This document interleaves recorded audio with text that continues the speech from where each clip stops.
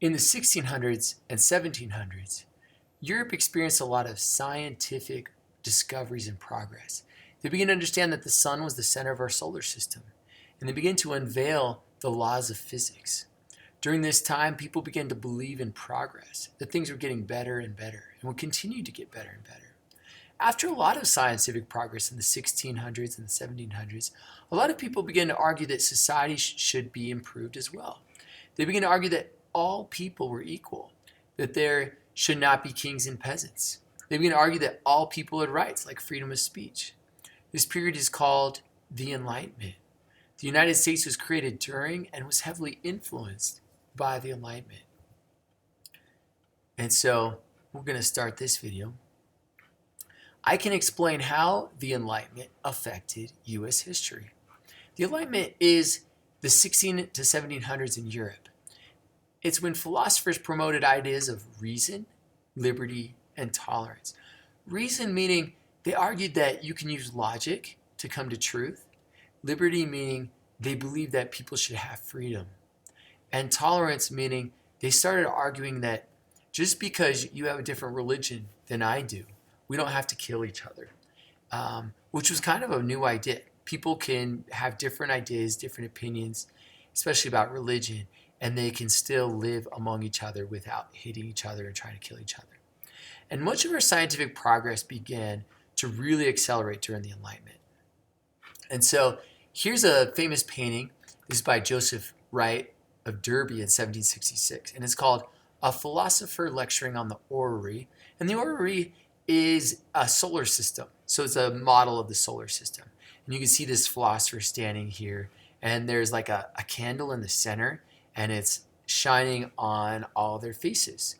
And so some of the feelings in this, like these kids have like a warm feeling of wonder and awe. This kid's like smiling as he's learning all about the solar system and how it works. We have a person's shadow right here. We can't see this person's face, but we can see this person's face and this person's face. And it's almost like this person is looking up at the philosopher and they're being enlightened, right? Their whole body's being full of light, like their mind is being enlightened. They're understanding the world for the first time. This guy's writing down notes, and this guy has like a very serious or solemn expression. It's almost like he's worshiping. It's almost like this is church.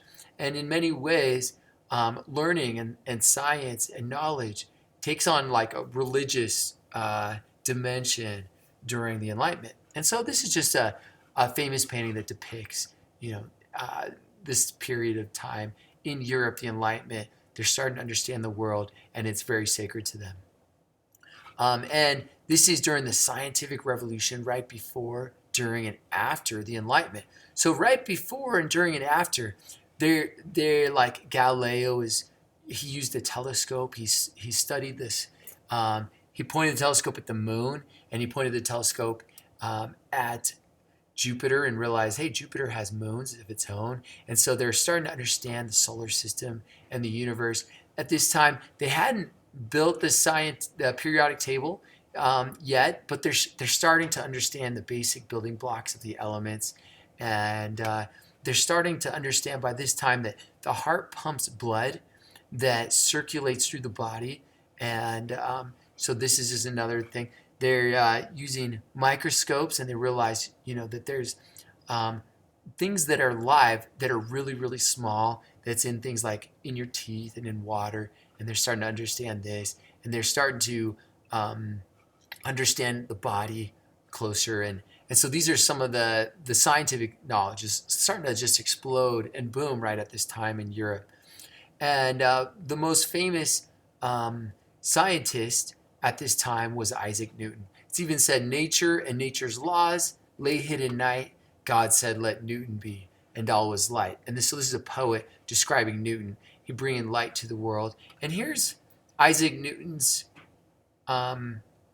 this is his a sarcophagus. This is where his body is located. And it's inside a church where there's only like kings and queens and princesses and dukes and nobles here at this church, and there's also this commoner who was a brilliant mind. And it shows like the importance that they were placing on scientific knowledge at this time.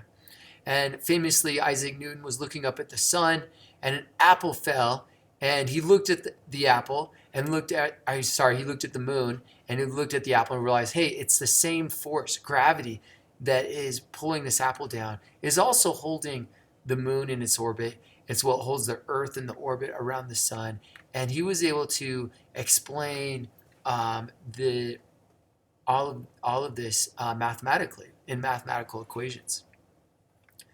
He said the Earth, the stars, and the planets are governed by universal natural laws, and he discovered the laws of physics and created math formulas that explain them.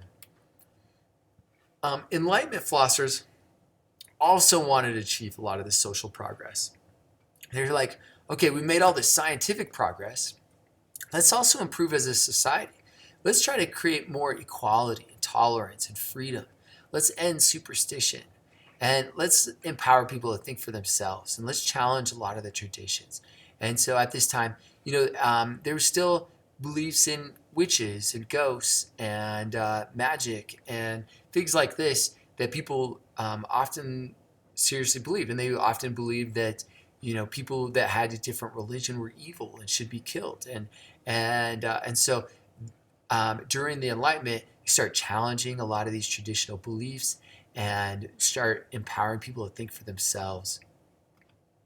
And so the United States, when it was created during the Enlightenment. And a lot of these early documents that we're looking at, especially the Constitution and the Declaration of Independence, is what we're going to look at really soon.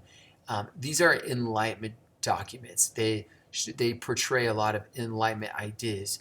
And a lot of these founding fathers read a lot of Enlightenment books and were influenced by Enlightenment philosophers. One of the most important Enlightenment philosophers was this guy named John Locke. He's British.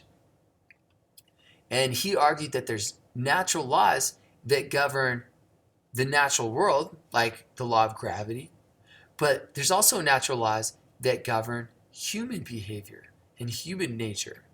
And so one of these natural laws, he'd argue that we have rights, especially life, liberty, and property. Meaning you have the right to live, you have the right to be free, and you have the right to own property. He argued governments are created to protect our rights. So people come together, they form a government, and this gives them protection of their what he calls natural rights. And if a government does not protect your rights, then we should change that government, and then we can even create new government. And John Locke forms like the foundation for the colonists, their views in how to justify, how to break away. So he's basically arguing the British government is formed to protect your rights, but the British government instead is taking away our rights, and therefore the colonists have a right to overthrow the British government and to create their own government.